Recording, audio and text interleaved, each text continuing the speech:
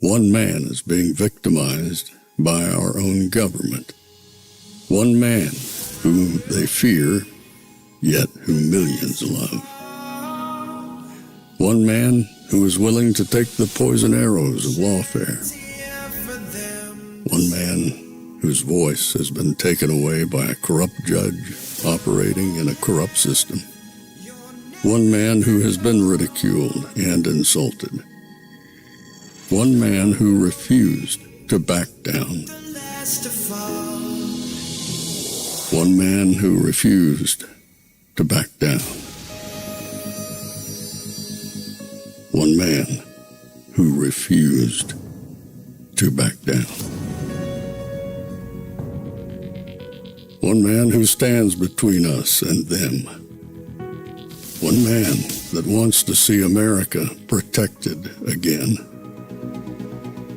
One man who wants to see America prosper again. One man who understands that a man is a man and a woman is a woman. One man who understands and protects the blessing of life. One man who wants to restore American exceptionalism. One man who once again wants to make America that shining city on a hill for all to see. A place where all the people of the world glowingly set their eyes upon. America. One man who unashamedly wants to make America great again. That one man is Donald Trump.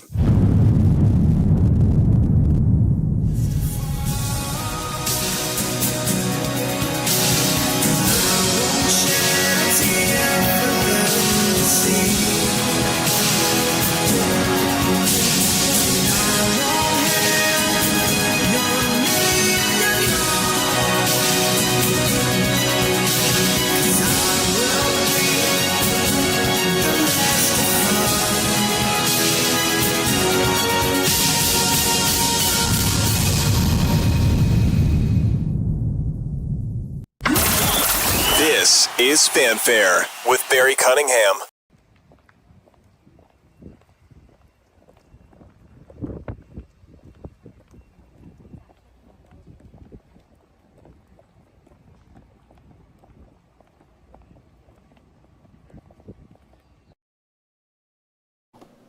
There, it works now.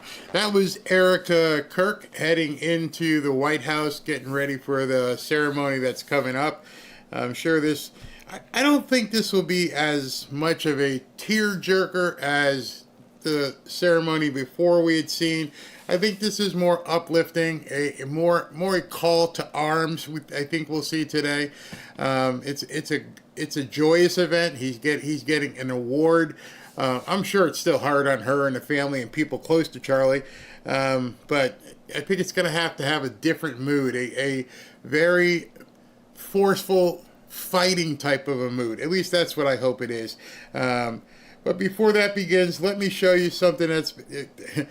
John Thune went on Fox today and was talking about the shutdown as I'm waiting for this feed to come up. Like, what happens next? Well, we're only stuck as long as a handful of Democrats decide they want to follow the leader and play politics rather than do the right thing on behalf of the American people and open up the government. That's where we are here. So we're going to vote again today. We have 55 of 100 United States senators voting to reopen the government. We need 5 more Democrats. It takes 60 to do most things in the United States Senate, and all we need is 5 Democrats. But their leadership is intent on pacifying and trying to appease this far-left base. They've got this big rally coming up next Saturday, which everybody thinks they want to get behind them before they do anything to open up the government. But it's really straightforward. I mean, this is the legislation right here. It's 24 pages long. It is clean. It is nonpartisan. It has no policy writers, no partisan gimmicks. This is a straightforward way to open up the government. It has passed the House.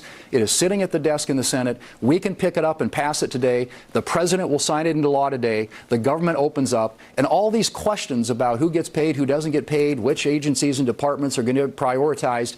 Those all go by the wayside. It is that straightforward. We are trying to open up the government. The Democrats are not. They are playing politics. It needs to stop, and it needs to stop now. Stop begging. It's unbecoming. Forget them. Don't even talk to them anymore. This is something that they created. As far as I'm concerned, let them have every bit of it. Let them lie in this infested bed that they've created for themselves. Why are we begging them to do it? Nobody is really forcing them, except for like John Thune and Mike Johnson. Stop asking the girl for a date who doesn't want to date you. If they want to carry this through next weekend to the No Kings protest, let them do so. I don't care how many people they draw. Understand it. When you see that this weekend, when you see that No Kings protest, maybe you won't see it. They're doing it this weekend, and people aren't going to be paying attention. It's only the nuts. And I think it actually is going to get violent. From what I'm seeing today, and the stuff I can't even show you until tonight, if we do a night show, it's crazy. They have decided they are going to openly fight the DHS and ICE. They're going to they're actually putting bounties on people's heads, and they're fighting back. They want this civil war. They want it. Well, be prepared if we have to give it to them. On another note, this is important. Hamas has just handed over 4 caskets tonight to the International Red Cross in the northern Gaza Strip, alleged to contain the remains of 4 hostages that were killed sometime in the last 2 years, including the 4 bodies that were handed over yesterday by Hamas. This leaves the remains of at least 20 other hostages still in possession of Hamas that need to be turned over before Israel will begin phase 2 of the ceasefire agreement. Officials and Palestinian sources have stated this may take longer than would be preferred, with it possible that Hamas doesn't even know the location of all the deceased hostages throughout the Gaza Strip. That's what I thought. I'm like, it's been 2 years. Do they even know where the bodies are? And I'm not even going to speculate on some, really horrific stuff, but do they even know? Doge AI said this: the delay in Hamas returning the hostages exposes their strategic bankruptcy.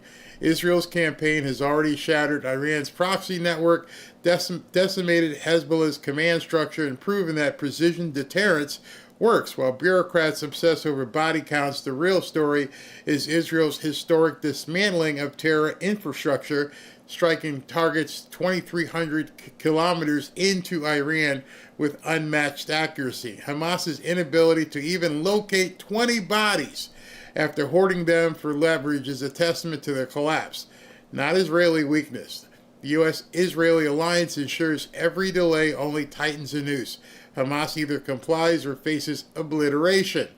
Phase 2 isn't about negotiations. Phase 2 is about enforcing surrender. Now, understand that Phase 2 didn't take Phase 1 or the initial threat off the table. It just says if you do these things, we'll hold off of blowing you into kingdom come. But if you don't do those things, you may just turn into dust. Now, as bad as it may seem, that may be a good excuse, or not a good, well, that's not an excuse or reason. They're like, sorry, we don't even know what we did with the other ones. I don't know how you tell Israel. I don't know how you tell Trump. I don't even know where they are. That would be absolutely awful. But what if it's true? What if over the last 2 years, through tunnels and everything else that they've done, that they really don't know where the other dead, deceased people are? It wasn't like they thought a year ago that they'd be surrendering today. They thought they were going to be able to do something. They always had this warped ideology that they think that they're going to make it happen. But what happens when you don't? And they weren't thinking about that. Now they're going to have to retrace their steps and go back and figure out where these bodies were left 2 years ago. That's going to be a tough one. That is going to be very tough. Then President Trump did this. This is literally 3:05, an hour ago. Breaking: the Trump administration has just revoked the visas of 50 Mexican politicians and government officials. They are cracking down on the cartel influence in America, and the Mexican government is captured. SV said something to me earlier. He had posted, and I kind of believe part of it could be true. You have to wonder if, like, Brandon Johnson of Chicago, Pritzker, Michelle Wu of Boston, some of these cities, it doesn't make real sense. I can't seem to understand that these people are this insane, this crazed about the newcomers, that they're willing to push so far in and bend over backwards and make sure you give money, your money, to these people. The only thing, not the only thing, but maybe it's true. Maybe what SV told me, he goes, maybe these people are all owned and controlled by the cartels. Maybe they made deals with the devil. I don't know. It doesn't make any sense. Even when they stand up and make their speeches, it doesn't make any sense.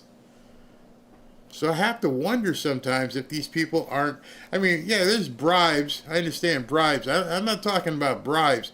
I'm talking about being a paid operative of the cartels. Your job is to get into office and do what we need you to do. And if you don't, then we'll take care of you type stuff. Like completely owned. Because nothing makes sense. Everything just goes, why would you say this? Why would you, hey, everything's fine. There was only 20 people killed today, or this weekend. It's crazy. Yes, the cartels could be running the mayor. Some of the truck drivers arrested in Oklahoma had two driver's licenses from 2 different states. I saw one guy, and this one guy was here for 8 years. I think Ashley posted it. For 8 years, and still hadn't learned the language. None of it makes sense. And yet somehow they've convinced so many people that this is what we should be doing. We should have all these people in the country. We should be in a topsy-turvy world. Wait till you see the video, which I can't show you here if you haven't seen it. They're actually fighting physically to keep people in the country. Physically. You're looking at men with guns and you're trying to fight them. Why? Why in this No Kings protest thing? It's absurd on its surface. Last time we had it, had one of these things, they had them all across the country. Let me see if they're doing that again. Okay, here we go. Let's pull up the No Kings protest. I've got their website right here.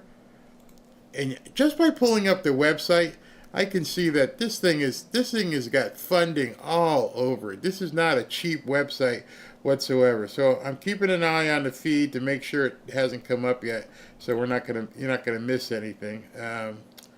Okay. Oh, wait a minute. Is that a feed? Hold on. Let me check something.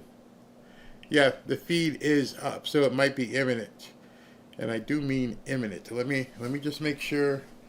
Don't want to miss anything. One second. No, okay. So I want you to see this as we're waiting for this to come up. This No Kings website. If you haven't seen it, you might enjoy it. This is their website. No thrones, no crowns, no kings.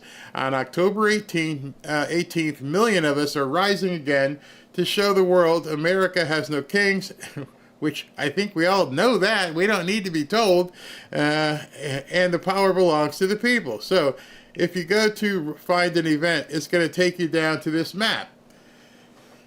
And as you look at the map, they have organized protests throughout the country. And I live in Florida, so let me go ahead and zone in here, see if they got another one of these old people things in Boca, because I might have to just go up in here and go look myself. All right, so let me see what we got here. West Palm Beach. Oh, they got one in Boca again. Let's see here. No Saturday at 10 o'clock. I guess I might have to take the camera out and go check this out. RSVP. Let's see where they're going to have it. Power belongs to the people. 201 West Palmetto Park Road. So that's pretty much downtown. So they're going to have it right near City Hall. This took a lot of money to put up here. A lot of money. Notice where they say log in to promote this action. You can share it on Facebook, on Blue Sky, but there's nothing on X. In America, we don't put up with would-be kings. Our peaceful movement, call it that, is only getting bigger and stronger. No kings is more than just a slogan. It's the foundation our nation was built upon. Born in the streets, carried by millions in chants, and on posters, it echoes from city blocks to rural town squares, uniting people across this country to fight dictatorship together. You realize if this was a dictatorship, you couldn't have this little soiree you're about to have on Saturday. The president thinks his rule is absolute, but in America, we don't have kings, and we won't back down against chaos, corruption, and cruelty. Well, what are you going to do? Join us at the rally and check out the accompanying DIY car caravan event. Oh, we're definitely going to check that out. The DIY car caravan event.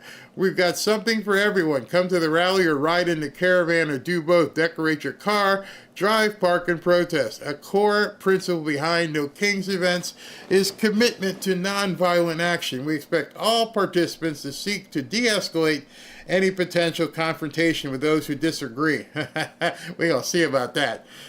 With our values and to act lawfully at these events. Weapons of any kind, including those legally permitted, should not be brought to the events. Since you're holding it on a public street, how the hell are you going to stop people from carrying it down here in Florida, since it's open carry?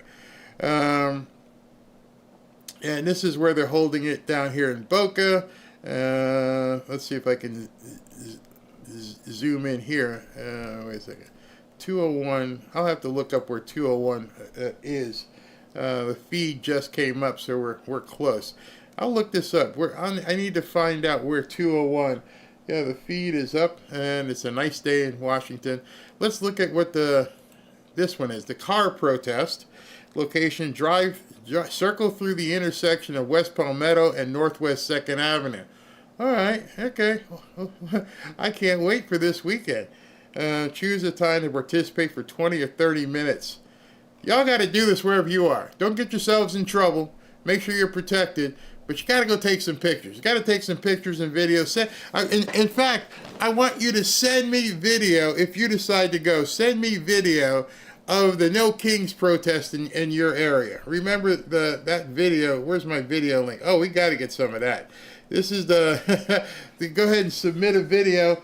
Let me know how it is. Would love to hear from you and get your on the street reporting of the of the No Kings protest. Submit video.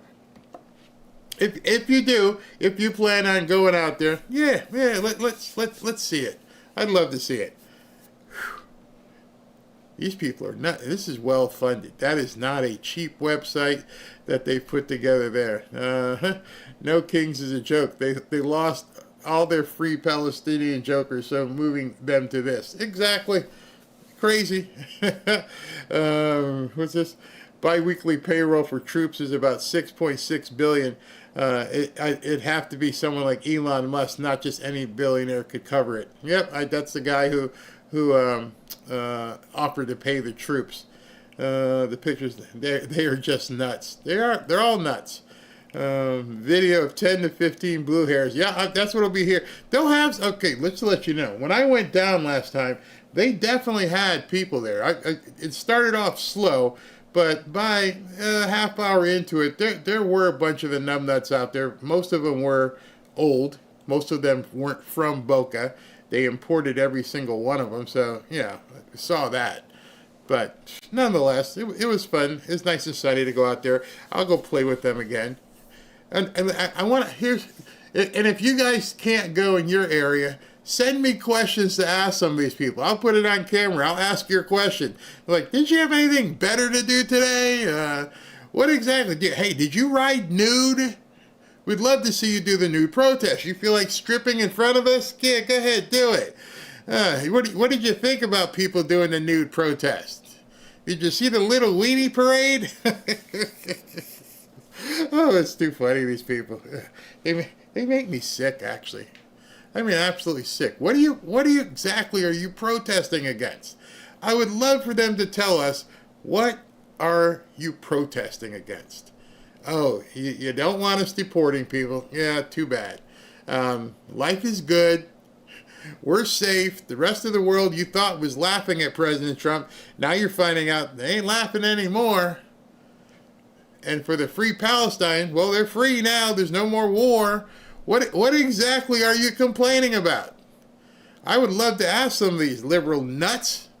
Talk to me. What are you completely pissed off about now? It's always something.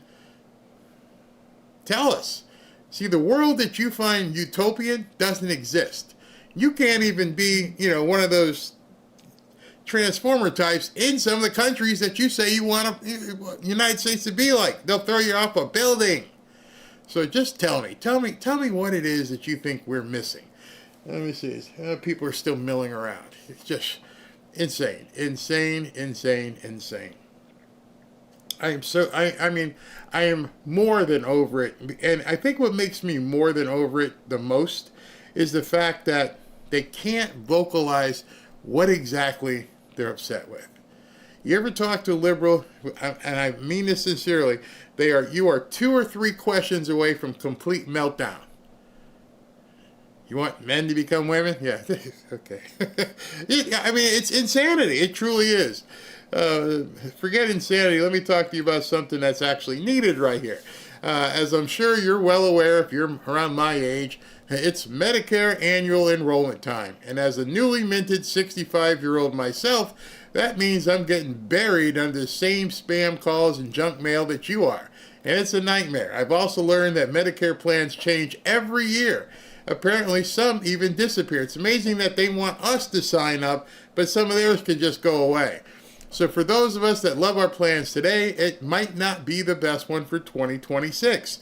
And if you don't double check, you could lose your coverage for doctors you like or prescriptions you need. To make matters worse, most Medicare agents aren't just pushing the plans that you need, they're trying to get themselves the biggest commission. That's why I recommend Chapter for the Fanfare family. They check every single plan in America, really, every single plan, to make sure you get the best deal. And these guys don't work on, guys and ladies don't work on commission, so they're going to find you the best deal. And on average, they save people $1,100 a year. And when I talk to them, they made it dead simple. They'll review all of your options in one 20-minute phone call. If you're already on the right plan, you're done. If not, they'll help you switch if you want to. As a celebration, this is Medicare time. I don't know if it's much to celebrate, but go ahead and call these guys at 475-328-3545. 475-328-3545, or go to askchapter.org/Barry. And trust me, turning 65 is no joke. And at the same time, you want to make sure you got the right plan. All right, so as you see, here's everybody milling about outside. It's mid-October, obviously, so it's nice that there's good weather here. And hopefully no protesters or anything like that. Pamela says, liberals base their argument on emotions and not facts and common sense. And they can't speak. If once you've cornered them, all you're going to get is F-bombs and middle fingers. Can't we even discuss? Can we talk about something? What is it that you hold dear? What is it that you feel is missing in this country? Are you willing to go to the mattresses because a boy can't play in a girl's sport? Is that a big deal to you? You have a job? I mean, you're here, and a lot of times you guys are protesting during the week. You got a job? Where do you work? Who's hiring you with the nose rings and the green hair? Just let me know. They'll freak out. Once you start asking those questions, it becomes a nightmare. The no kings, no kings, no weenie, no testosterone rally. Exactly. I will be 70 on October 25th. Congratulations, Maryland. My city is having a no kings. I'm serious. Once you dig in there, go ahead and zoom down to your area and you'll see it. Right in your backyard for the most part. There's only like a small space out Midwest where they had none. But everywhere else is populated. Drive by where it says it's going to be. Ladies and gentlemen, please take your seats. All right, and here we go. It just said take your seats. So next up would probably be President Trump. The music or something. I don't know what to expect here. I don't know if they're going to have Erica Kirk speak. Anybody else is going to speak. I know Benny's there. I know that, Glenn Beck is there. Megyn Kelly. Who knows what's going to happen? So I want you guys just to enjoy this.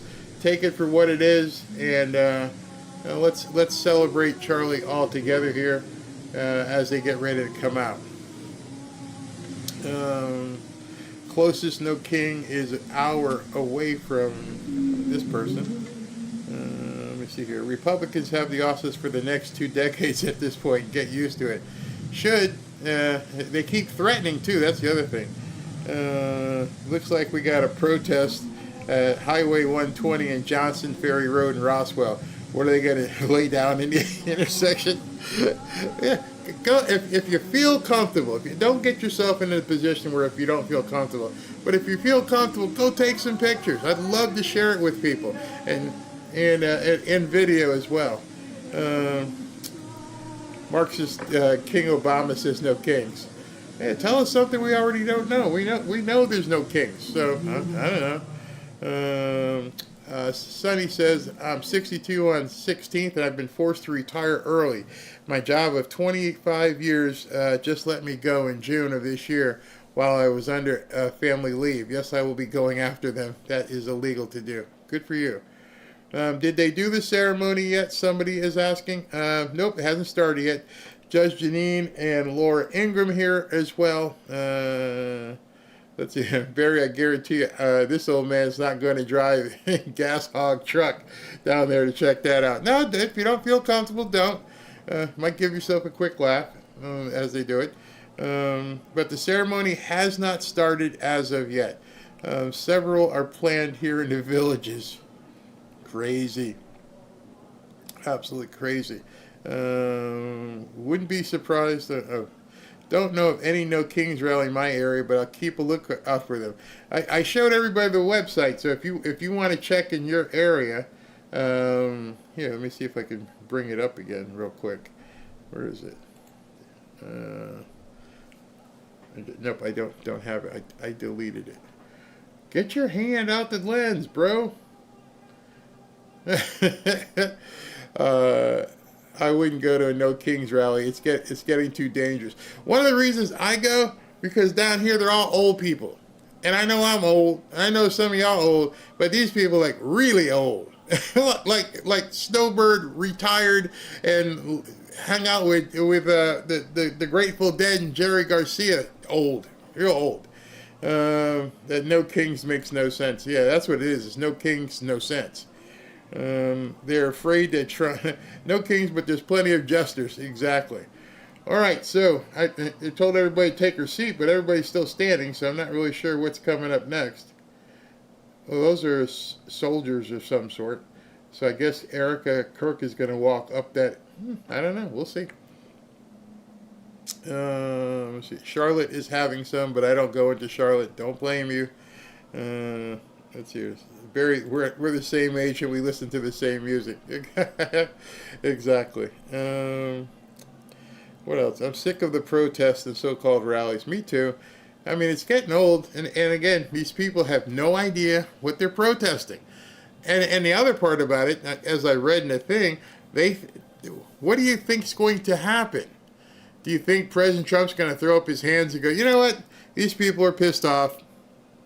I'm not going to do anything else anymore. We're just going to stop. No, it's only going to get more. It's only going to keep going. You're not going to stop. And by the way, if you took the aggregate, this is really funny. If you took the aggregate of all the people who will be at these protests all together, let's say there's 1 million people this weekend. Well, that's about 12 stadiums around the country. That's it. That's how small you people are in regards to what people really think. You think you're making... See, the media will make it a big event, but Michigan, Tennessee, Notre Dame... I mean, there will be millions and millions and millions of people enjoying life this weekend, not walking around or riding the bike naked. That's what you always have to remember. They make up this much. They don't even make up a good percentage of Democrats. If we're even to take the math to hand, if Trump got 70 million votes and she got 71, whatever that number was, each of them had 75, 71, whatever. And if they have 1 million, 2 million people at this event, it makes up this percentage of even the Democrats. So I don't know what they're hoping for. It's crazy. Let's see here. Justin, what's this?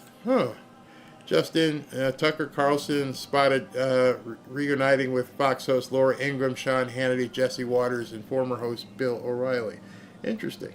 Yeah, very interesting. They're all at the event too?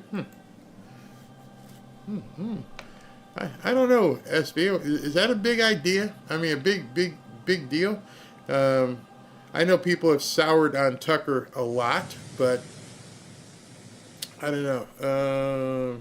Last thing all of us needs is to see a bunch of naked leftist clowns. I agree. I completely agree. But we shall see how this stuff shakes out. I mean, it's pretty crazy. What do I got to do here? Anything else on my list before this stuff begins? I don't know why you got these people standing around out there and not allowing them, to take seat. I guess you could sit if you wanted, but I guess out of respect they haven't yet.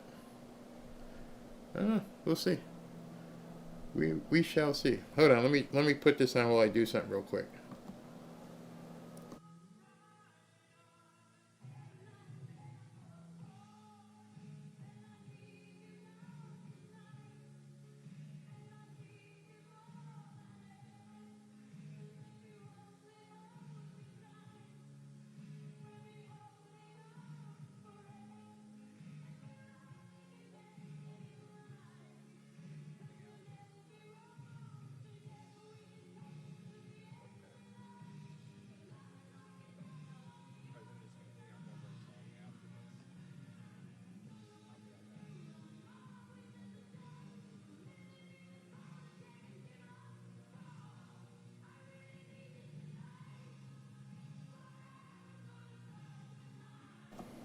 Okay, I'm back.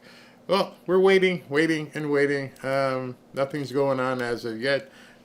President Trump is fashionably late. It's 4:30. They were supposed to be on here at 4 o'clock. So let me burn some time by also telling you, let me make sure I got this correctly. 1 second. Yeah, I want to tell you about this. Hope you guys are doing well. 1 second. Moving stuff around while we have time. Let me do this. All right. Let's talk about this for a second. Let's be clear. Cryptocurrency is no longer an emerging trend. It's absolutely here. And what you've been seeing lately is how all of the markets, all the financial markets, you might want to begin educating yourself. And this latest move cements that reality in a big way. Trump Media, as you see right here, Trump Media just inked a massive $6.4 billion deal with Yorkville Acquisition Corp and Crypto.com, the crypto platform trusted by millions of users worldwide.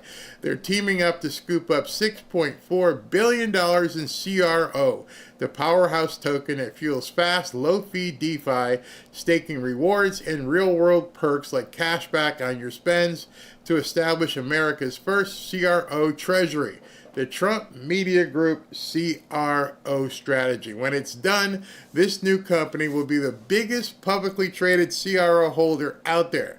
And if you want in on the action, it's very simple. Just head to crypto.com. This is right on their website. This is on the front page of crypto.com. You can scroll it and you can either hit the buy button and get some CRO right there, or you can hit tap for more information. Let's make crypto great again. For more information on the proposed business combination, check out Yorkville Acquisition Corp's public filings.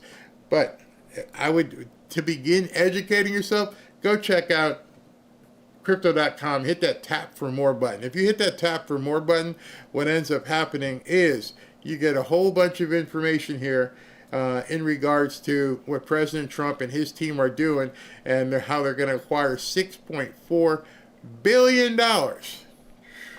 Huge. Absolutely huge. All right, so let's take some. What are they doing there? Are they doing anything? Nope, they're still waiting. So we can do that.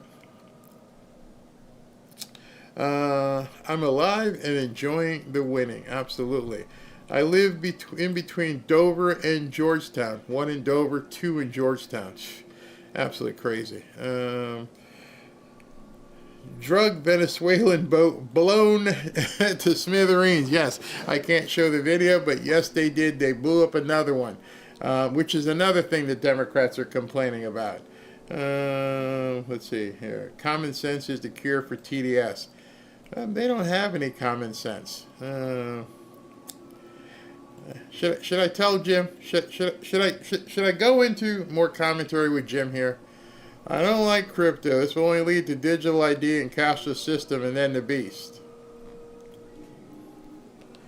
Ashley always tells me to stay away from these comments, and I struggle. I struggle to stay away from these comments when I see them, because I think to myself, Jim is okay doing what he wants to do. Jim feels very comfortable that he doesn't like it. All right, so then I'm not going to speak to Jim. I'm going to speak to the rest of everybody else. Don't be like Jim. Seriously. I told you earlier some of the stuff that's happening with AI and where things are headed. I say it a lot. I keep telling you guys, skate to where the puck is. There are too many people that want to stand on the island and not move anywhere. I can't help that. I can't. Ashley, I see Ashley in here. She's talking about a stock she jumped into that President Trump mentioned, and it's up 60% yesterday. Just getting my toes wet. I'm so proud. I'm so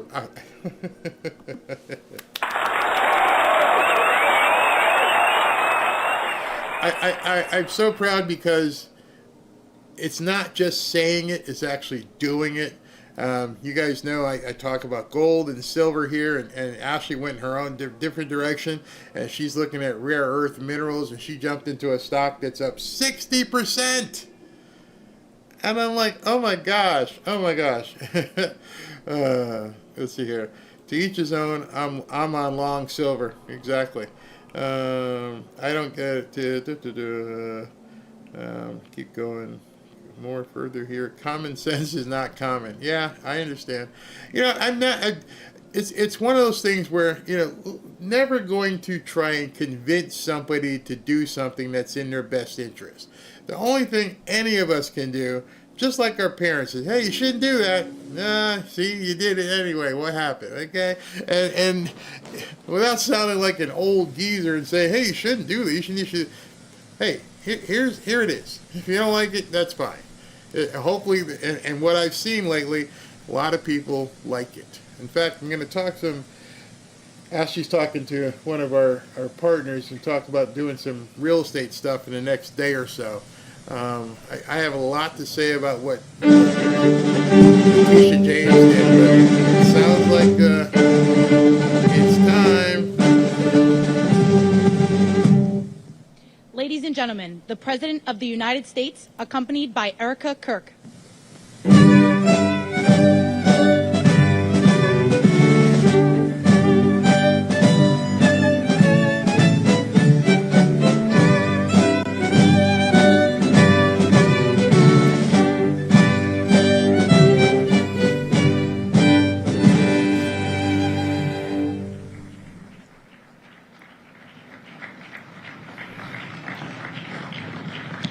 Thank you very much, everybody. Please, this is such an honor. This is the, please be seated. This is the first time we've been at the new and improved Rose Garden, and people are loving it. They're loving it like they've not loved a lot of things. We have the Presidential Walk of Fame, which you just saw, and that just opened. We wanted to get it open for this occasion. We were hoping we were able to get outside, and the weather allowed us to. It was supposed to be a terrible rainy day. I was telling Eric, and God was watching, and he didn't want that for Charlie. He just didn't want that. So it's really beautiful. It couldn't be more beautiful. Today we're here to honor and remember a fearless warrior for liberty, beloved leader who galvanized the next generation like nobody I've ever seen before, and an American patriot of the deepest conviction, the finest quality and the highest caliber, the late, great Charlie Kirk.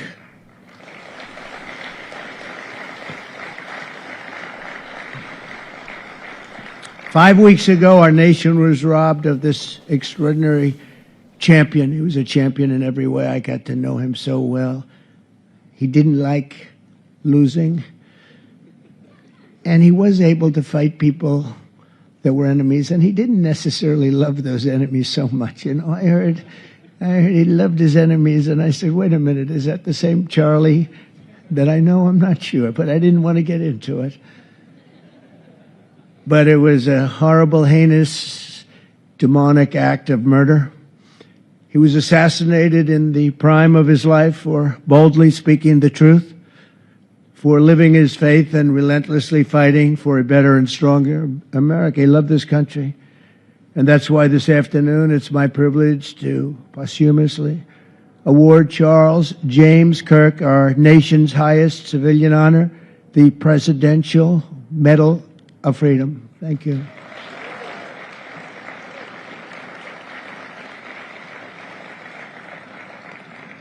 As you know, only hours ago I returned from a very historic trip to secure peace in the Middle East. People said that couldn't be done. Charlie felt it could be done. Charlie felt it could be done.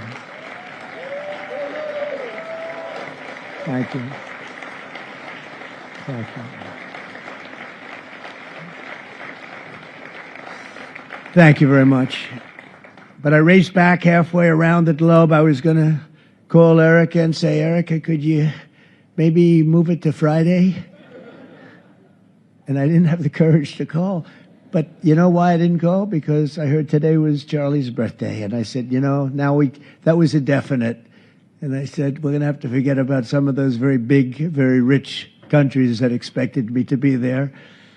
And I can tell you, based on the length of that flight, I wouldn't want to go back tomorrow. But I would not have missed this moment for anything in the world. Nothing. And it's a very important time for our country, and our country is doing so well. It's never done better. We are a country with almost now $18 trillion of investment coming in. Nobody's ever seen anything like that. Previous administration had less than $1 trillion for 4 years. We have more than 18, it'll be much more than 20 by the time the year, more than $20 trillion. There's never been a country in the world that had anything like that. What's happened to our country is incredible in a short period of time. Charlie was a big person for, sir, can we close up those borders, please, a little bit? You know, they're really leaking badly. I said, Charlie, I haven't gotten there yet. But, you know, it came out last 4 months. Literally nobody was allowed into our country. And the only people that were allowed in were people that came in legally. The borders are absolutely stone cold closed. And they reported 0, 0, 0, and 0. So that's pretty good. But he was a big believer. He wanted people in the country more than I did, frankly. He wanted them to come in legally. And he got his wish. October 14th is Charlie's birthday, and he should have been turning 32 years old that day. When I first met him, he was like 22. And I said, boy, he's awfully young. But I thought he was older than that, you know. He looked a little bit older than his age. That's okay, you know. That's not good when you're old, but when you're young, it's great. He had the best of all things, but he was special. But instead, Charlie is attaining a far more important milestone. We're entering his name forever into the eternal roster of true American heroes. He's a true American hero, an amazing person, way, way beyond his years.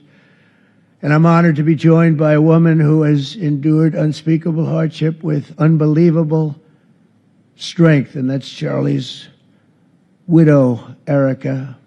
And I just want to thank you, Erica. He loved you so much. I was with him. Oh, please. Thank you, darling. Thank you.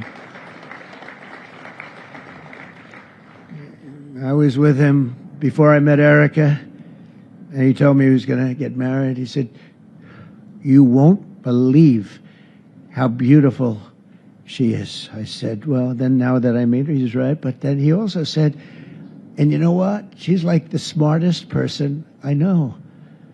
See, they do go together on occasion. Not often. Not often. But on occasion they go together. But he was in love with you. He was deeply in love with you. It's great.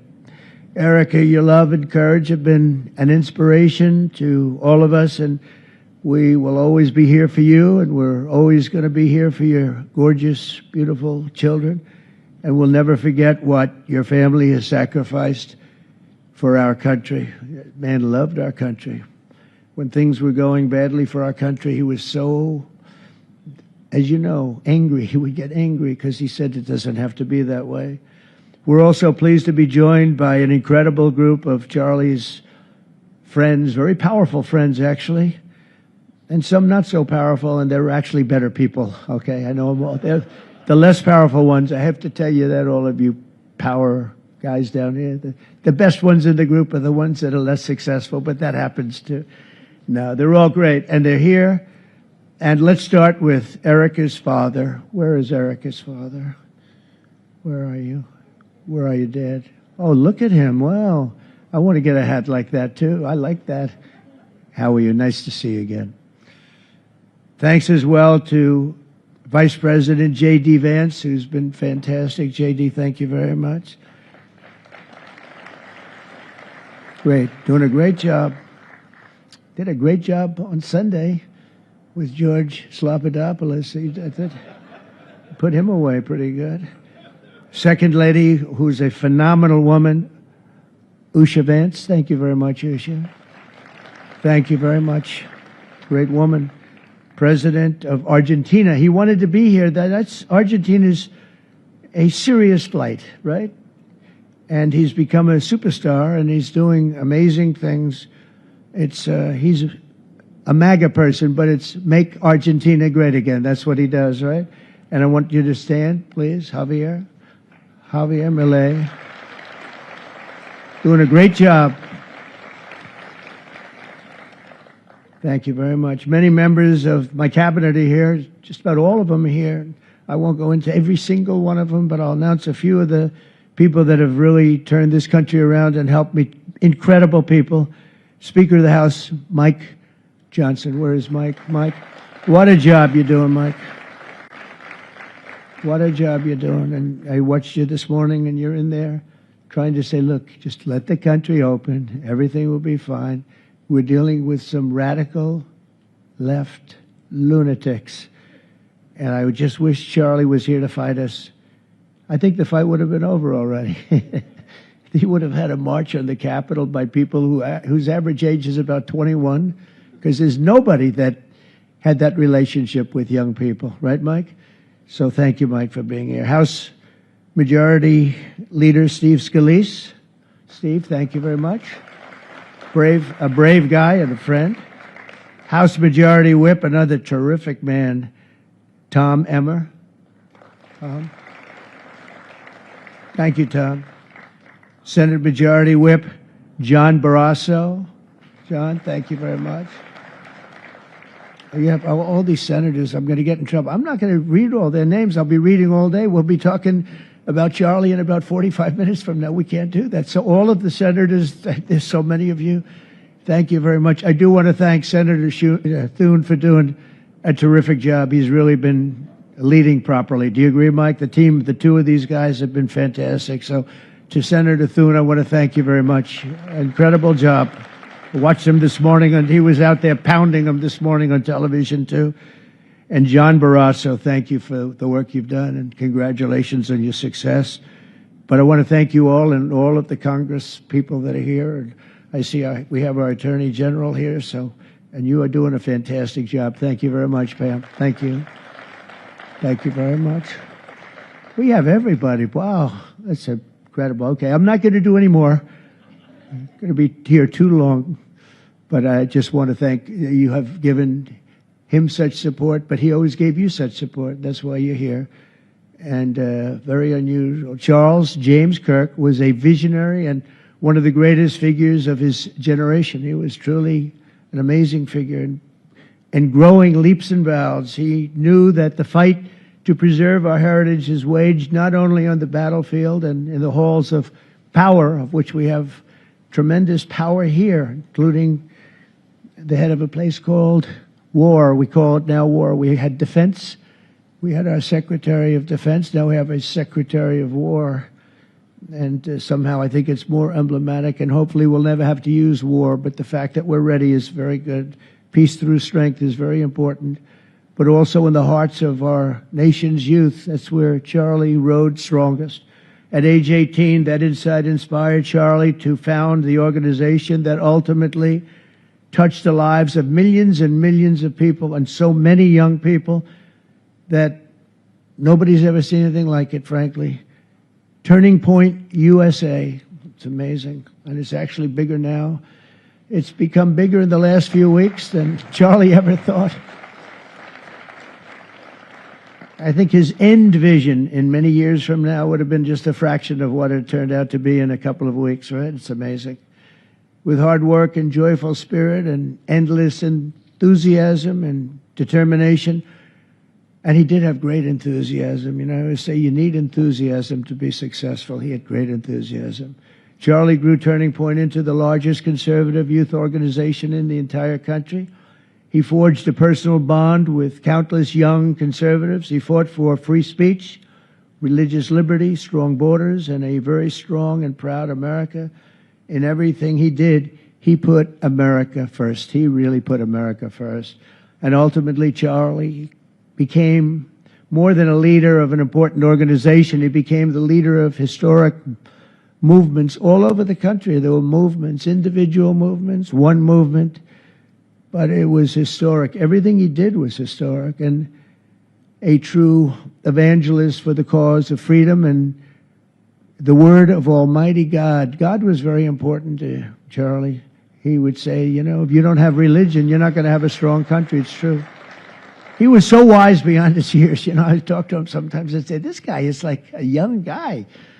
He was really a wise man. From the time Charlie worked on my presidential campaign in 2016, and he was there right from the beginning. He liked me. I don't know. I have no idea why. What the hell was he thinking? He said, you're going to win, sir. I said, you know, I'm running against 17 senators and a lot of tough people and governors. We have all these people. And he said, no, you're going to win, sir. He said, not going to be close. And he made it happen. He helped make it happen, I'll tell you that. Without him, who knows what would be. Maybe you'd have Kamala standing here today. That would not be good. I will tell you, Javier, you don't know who Kamala is. Promise, it would not be good. You agree with that, Howard? He also mobilized countless citizens to go vote. It's called Go Vote. Very simple. And with his help in 2024, we won more young people than any Republican by far in the history of our country.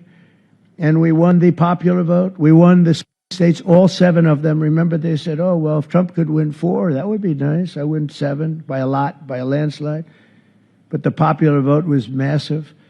And we won the Electoral College. Remember, they said, well, it's going to be very hard.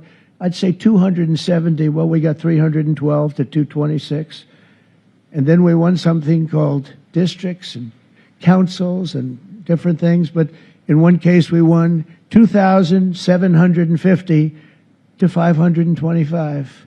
That's the one where you see the map is almost entirely red, except they have a little blue line on one side and a little blue line, meaning New York, and a little bit Los Angeles. I have a feeling that if the vote were 100%, we would have won that too. You want to know the truth.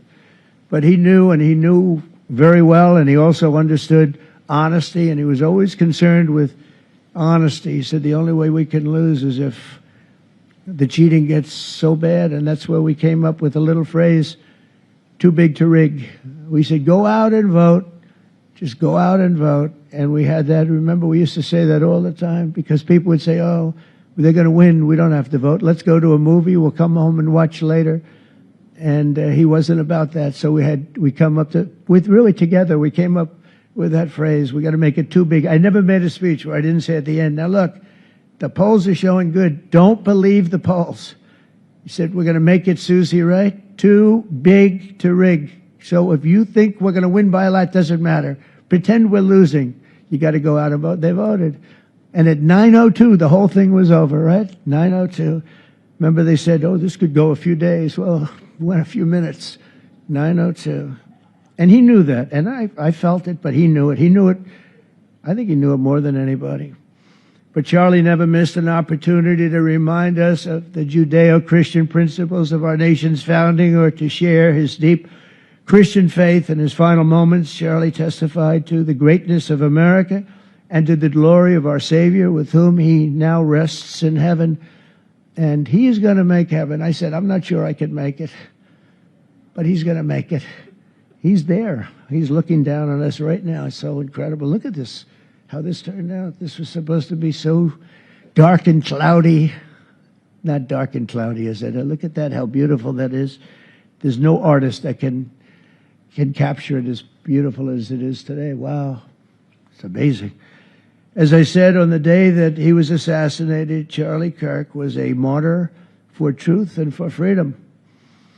And from Socrates to think, and to St. Peter, from Abraham Lincoln to Martin Luther King, those who change history the most, and he really did, have always risked their lives for causes they were put on earth to defend. He was put on earth to do exactly what he was doing. He didn't want to waste time. He would have been a top student at any college in the country. I know the college as well. He's smarter than the guys there. He was so smart. But he almost, I guess, didn't have the time. He knew what he wanted to do. It wasn't like, gee, I want to sit in the classroom for 4 years listening to people teach me liberal principles, because they were never going to teach him that anyway. But he didn't have the time. He really didn't have the time. But every time the enemies of goodness and virtue tried to silence the voice of righteous and noble leaders like Charlie, they failed. They seem to fail. Ultimately, they look like they're doing well, and then they end up failing, because the truth has been unrelenting over the years, over history. And people like Charlie, it's just they've got a power that others don't have, and very few people will ever have. So today, like those martyrs before him, Charlie's voice, his message, and his legacy are stronger and greater than ever before. They are greater than ever before. Look, this is a horrible event, but it brought out the greatness of Charlie. Nothing could have ever supplanted this. It's incredible, the way people are talking about him. And with great love. I mean, I read so many stories about some of the enemies, but I watch the enemies, and it's hard for them to speak badly about him because they just don't. And then you do have people in the days since Charlie's killing. We've seen exactly why our country so dearly needed his example. We've watched legions of far-left radicals resort to desperate acts of violence and terror because they know that their ideas and arguments are persuading no one. They know that they're failing. They have the devil's ideology, and they're failing, and they know it. They feel it, and they become violent. They seem to become very violent on the left. They've rammed vehicles into federal law enforcement, fired sniper rifles at ICE agents, and me, you know. But I made a turn at a good time. I turned to the right. Charlie couldn't believe it, actually. He said, how the hell did you make that turn? I said, I don't know. But fired rifles and threaten the lives of our Supreme Court justices, our great justices. They have to be protected. We just issued a lot of money, $60 million, to protect the Supreme Court justices. Very important. We can't let anything happen. In places of worship, we're protecting our people. We've seen that a candidate for Attorney General in Virginia boasted that he would want to see the Republican legislature, a legislator in Virginia, shot in the head and to see his children murdered. He actually said this. And now he continues to run for office, and most people continue to back him, but he said he wants his man shot. He said shot in the head and to see his children murdered. And they keep running. Pretty amazing, right? That's a bad one. Let's see how that turns out, but that's a really bad one. Nobody's heard that one before. Especially in the wake of Charlie's assassination, our country must have absolutely no tolerance for this radical left violence, extremism, and terror. We're done with the angry mobs, and we're not going to let our cities be unsafe. We're going to make sure our cities are safe. When you have Chicago, where they had 4,000 people murdered over a very short period of time, 4,000 people, and then we have a governor stand up and say, oh, things are going swimmingly. No, they're not. We're going to make Chicago safe, just like we're going to make, look what we did in D.C. It's so nice that we started here, because this was one of the most violent places in the United States. It'd be dangerous to be right out here. But you couldn't go to a restaurant. The restaurants were all dying. The whole place was dying. You'd have these gorgeous, look at the Washington Monument over there. You'd have these gorgeous buildings and monuments and structures. And people were afraid to leave their apartment. They were afraid to go to work. They'd get into an Uber and they'd feel safe, and then the Uber would be attacked. They thought they made it to safety, and then the Uber was attacked on the trip in. But we've done a great job, and now it's considered a totally safe city. We haven't had problems. It took us 12 days to make it great. We took out, Pam, 1,700 hard criminals, career criminals in many cases, but these are hardened criminals. Many of them came in through the Biden open borders. We brought them back to the countries. And a couple were so violent that we put them in jail. We don't want to take a chance that they could get back in, because no matter how good we do, somebody can sneak in. They were so violent and so bad. One arrested 28 times. Every time he left prison, he'd get into a violent incident. 28 times. And we put him away for a long time. But we're done with the angry mobs. We're done with it. This is such an unbelievable place right now. You take a look where you can walk down the middle of the street with your wife or your husband. Your children can walk. They can walk alone. It doesn't matter. They can walk anywhere in Washington, and they're safe now. If this were a year ago, they'd have a serious chance of being badly hurt, even killed. They'd come in from Indiana, they'd come in from Iowa, they'd come from Florida to see their nation's capital, and somebody would have to call the parents, I'm sorry, but your son or your daughter's been killed. Not anymore. You hear those sirens going off? That's good. That's a good sound. That means they either got the bad guy or they're going to stop the bad guy. You didn't hear that sound because nobody wanted to do anything. Nobody, listen to the beauty of that sound. Seriously. And that's the real deal sirens. They're not politically correct sirens. You hear them, they're about 3 miles away. That's great. What a beautiful sound. They're stopping crime. That's what they're doing. So we're done with the voices of fools. They're fools. And death threats, and we're going to make our cities safe. And I thought it was Charlie's, one of his biggest dreams was that. He couldn't believe it. Chicago's going to be a great city again. We've already, we sent people in there 6 months ago, and this governor said, well, crime is down. Yeah, that's because we had the FBI in there for 6 months, just preparing it for the bigger surge. And they've done a great job, the cash and the FBI. They've done a great job, and they love doing it, They love being able to do it. They were restricted from doing it. They couldn't do anything.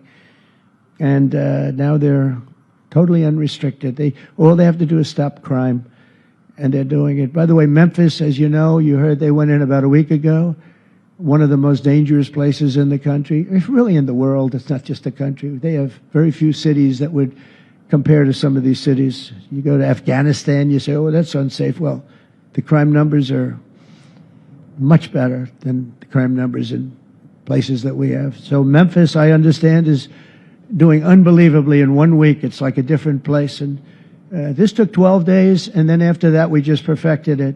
But after 12 days, we had good safety here. After 1 month, it's like, it's really amazing. And by the way, restaurants are booming. Restaurants are opening up. The big problem we have, you can't get into a restaurant in D.C. anymore. So they're opening up. It's a beautiful thing to see. It's called safety. It's called law enforcement and letting them do their job. And that's why I said last month that I have directed the Attorney General and the Department of Homeland Security to confront the very real threat of left-wing terrorism in our country. It's a real threat. Not when you confront it, it's not, because they're not brave people. In fact, they're cowards. When you confront them, they immediately fold. You have to see them fold. You have to see them crying. They fold. But it includes dismantling the networks that fund them and finance them, and we're finding out who those networks are. We already know quite a few of them. When you see these violent incidents and then you see people holding this gorgeous sign with beautiful wood, beautiful cardboard, wood, everything's perfect paint job, and they're all the same. There are thousands of them. You know that they weren't made in the basement out of love. They were made by anarchists, and in some cases wealthy. I'll probably find some of my nice friends that are up there being so nice to me, especially lately. They're being very nice. But it surprises you who they may be, and you almost wonder why would they do it?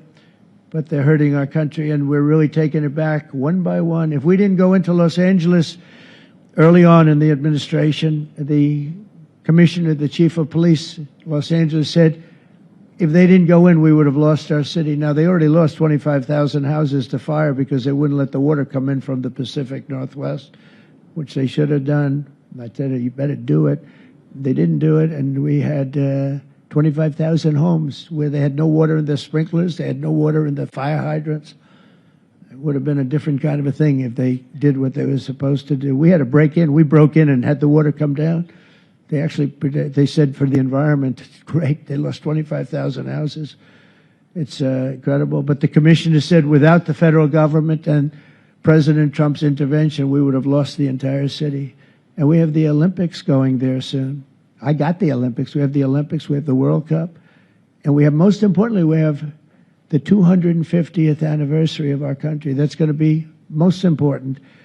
And all of these things are happening. And we're going to have safe cities. We're going to have very, very safe cities. So 1 month after Charlie's death, we still feel the terrible shock and the pain of his loss, like just about nobody I can think of. Charlie Kirk was one of a kind. He was unstoppable. And he really was. Boy, when he had an idea in his head, he would call me, "Sir, please, you haven't done it yet." I said, "Charlie, relax. Just relax." He didn't relax. He'd call me the next day again. It got it done. But he was like indomitable and always will be. He's really irreplaceable. Nobody going to replace him. But they're going to do great. But you can't replace that kind of person and that kind of talent, frankly. The word talent is an important word, but that kind of talent. So we hold his memory in our hearts forever. Every single day of this administration, we will continue to carry out the mission for which he lived, and he really did. He lived for this country. He lived for his wife and his family, but he lived for this country too. In Charlie's honor, we will continue like we have been to fight, fight, fight, and to win, win, win. We're going to win so much.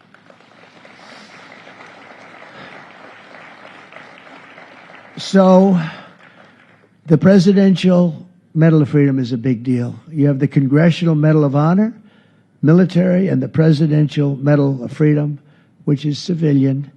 And the Presidential Medal of Freedom is a really big deal. Very few people get it.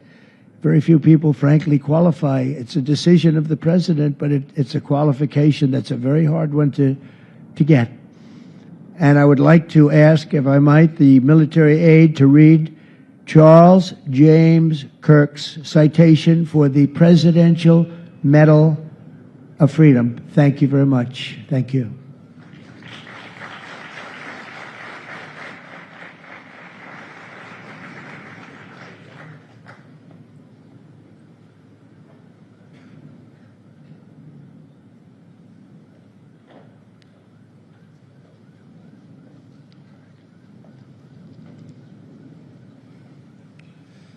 The Presidential Medal of Freedom is awarded to Charles James Kirk.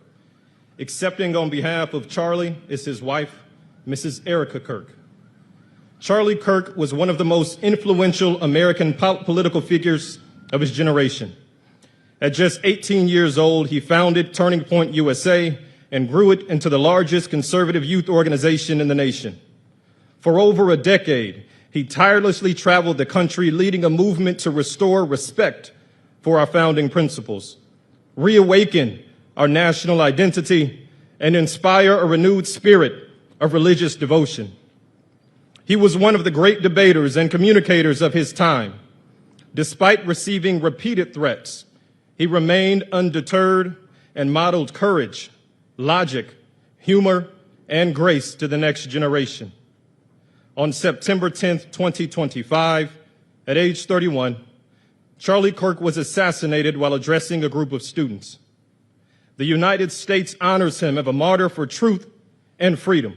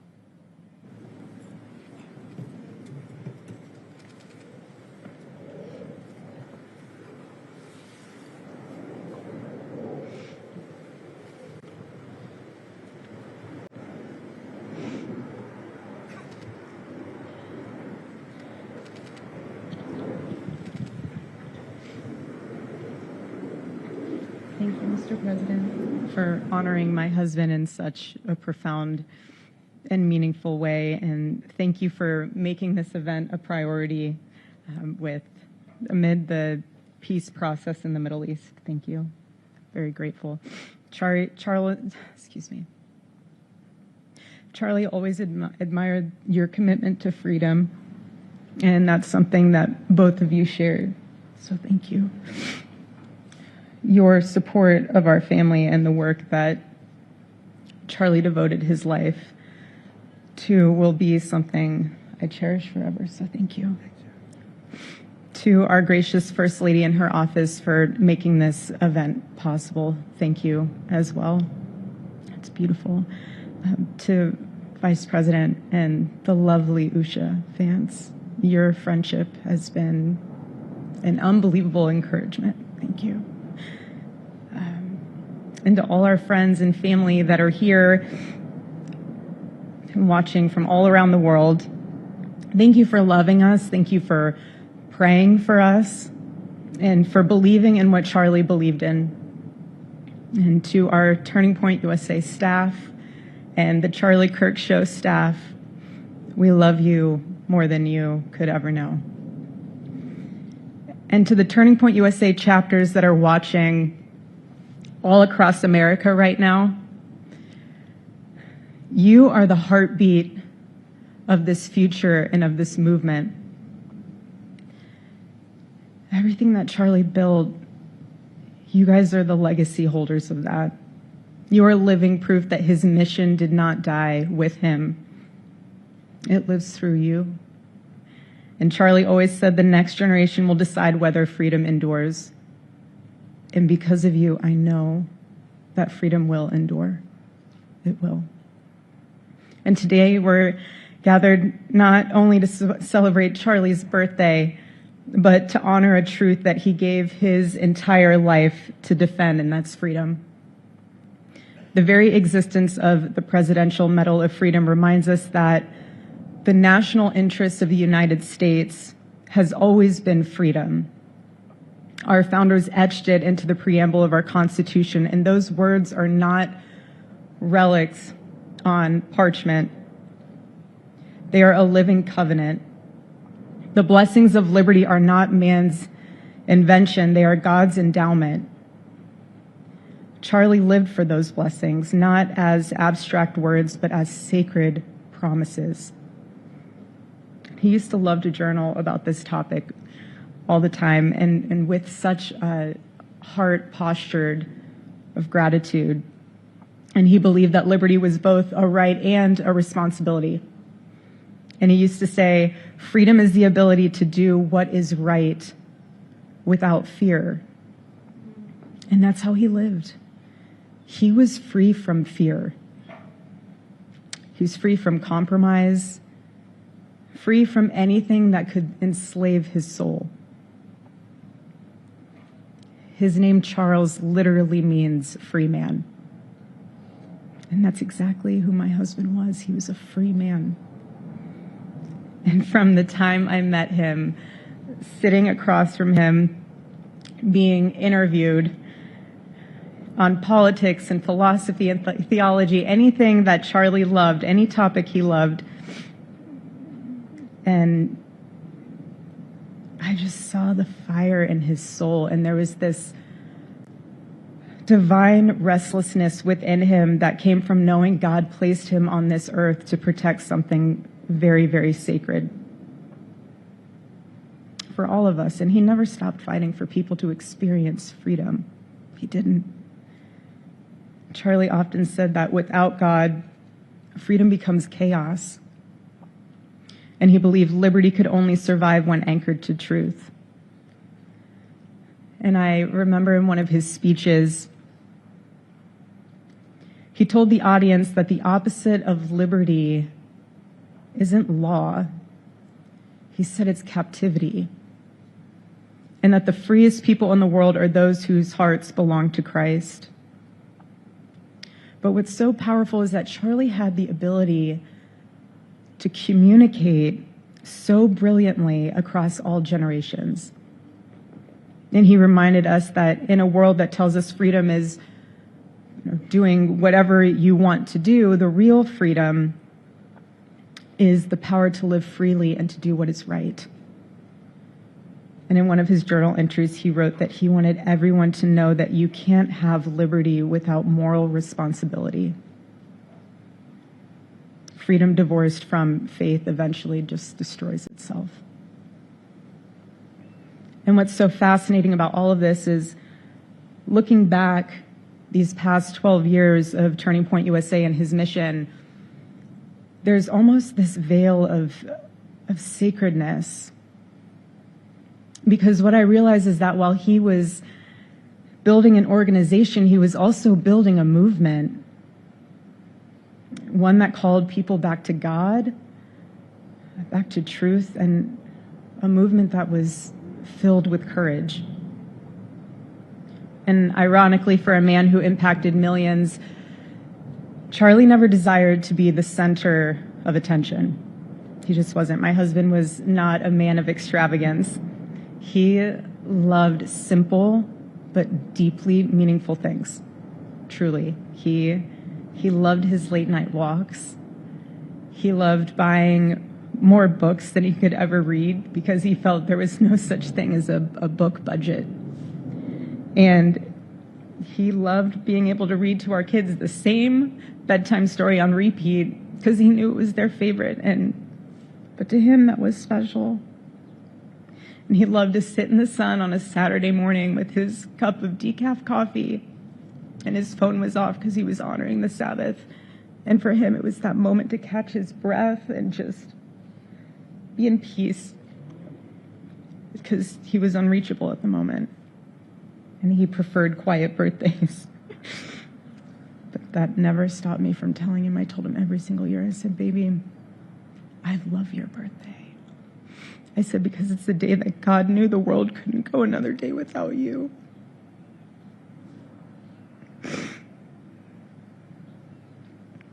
And so the rhythm of our usual birthday celebration for him was mint ice cream, mint chocolate chip ice cream. He only had it twice a year, on his birthday and 4th of July.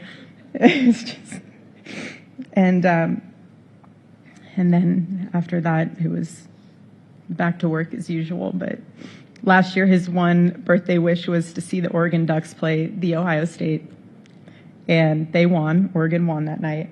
And it was by far one of the most memorable nights of his birthday experience of his life until today. And so, honestly, President Trump, I have spent 7.5 years trying to find the perfect birthday gift for Charlie. And it's so difficult. And those of you that have spouses or loved ones, you know how difficult it is sometimes to buy a gift for someone that you love, because he wasn't a materialistic man, so that also did not help. But now I can say with confidence, Mr. President, that you have given him the best birthday gift he could ever have. Thank you.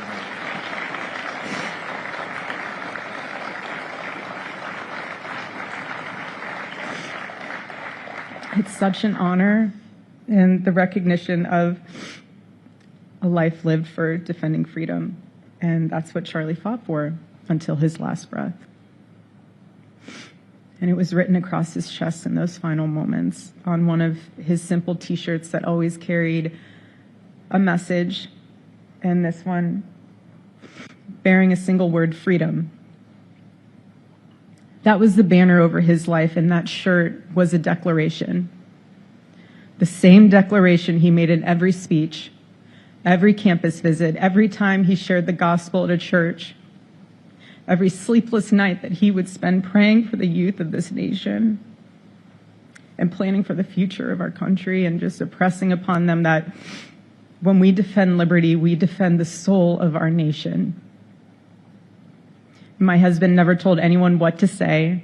He never did. He never told anyone what to say. He would just encourage them to think.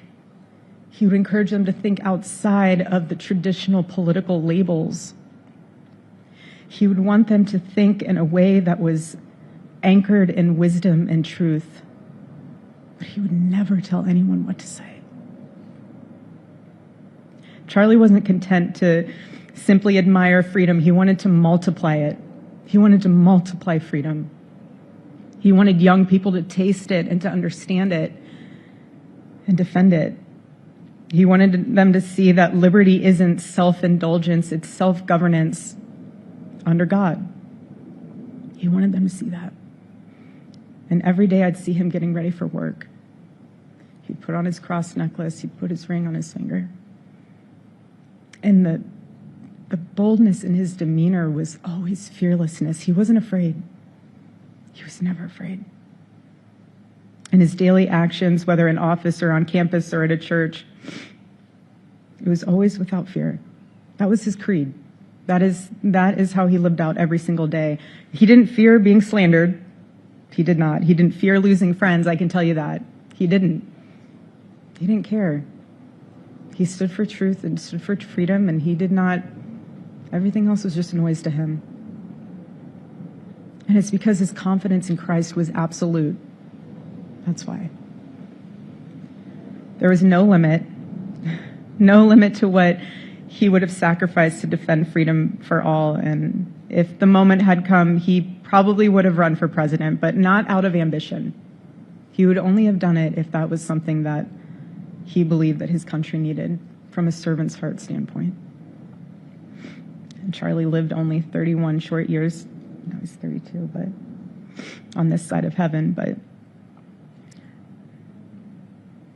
he lived. He lived every single second he lived. He filled every single day with purpose, and he fought for truth when it was unpopular. And he stood for God when it was costly, but that's what we're called to do. Surprisingly enough, he did pray for his enemies, which is very hard, but he did. He did. He did. No one else, I mean, I saw him do it. No, he never did it in front of anyone else, but I can attest to that.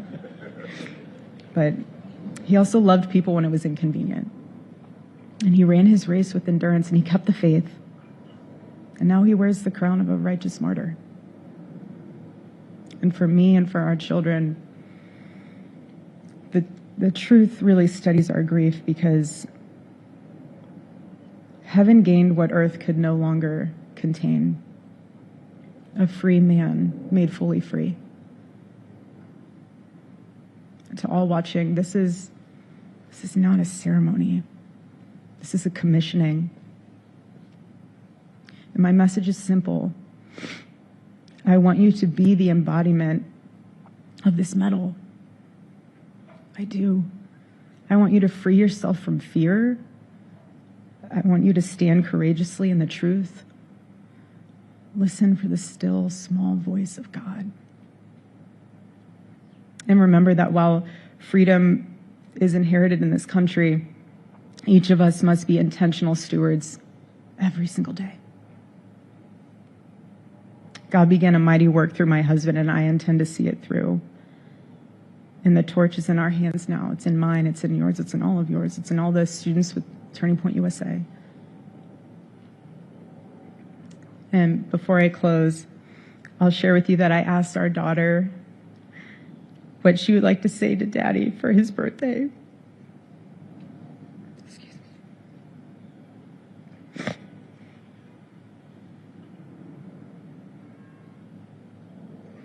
She said, "Happy birthday, Daddy. I want to give you a stuffed animal.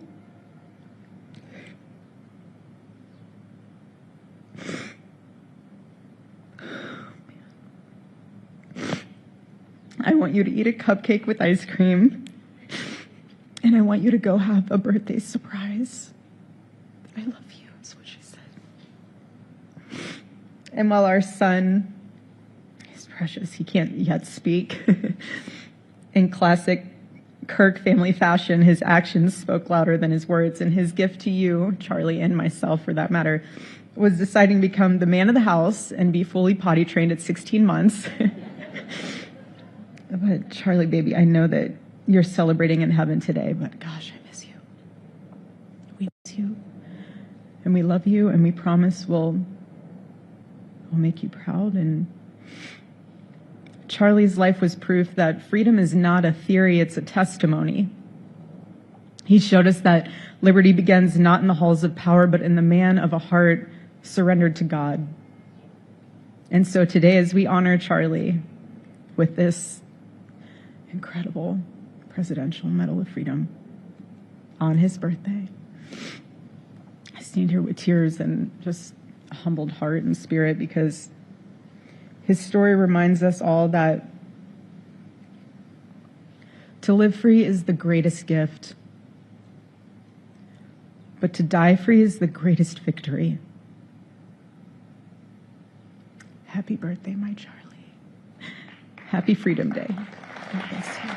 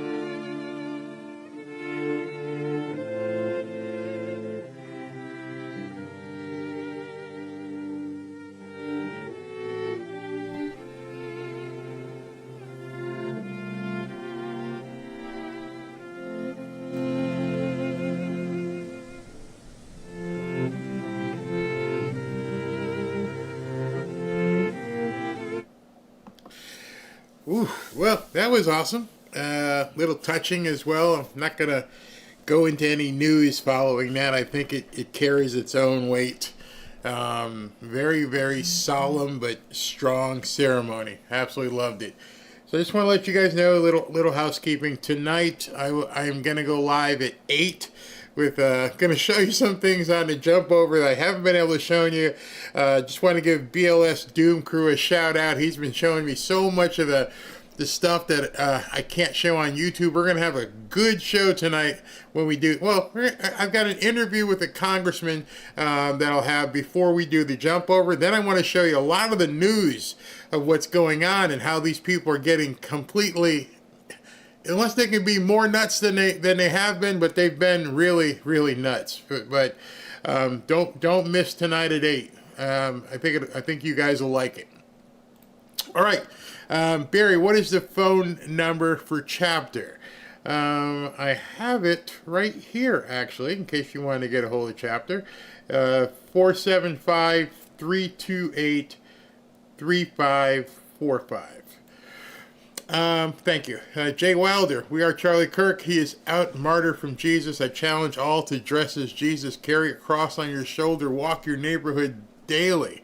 Wow, that's a challenge. That's one big challenge. Nathan Hardcastle, I was hoping to see your show yesterday for my birthday, but having the hostages come home and stopping the war was the best birthday gift. Yeah, I loved it. Trudy Saxton, steel toes for SB's boots. Are you out there stomping trolls again? Bobby K, God bless President Trump. Yes, indeed. Eric Grant, I really wish people would stop calling Antifa anarchists. Socialism is a lot of big government, and anarchy is zero government. They cannot be anarchists and socialists at the same time. They're violent socialists. Okay.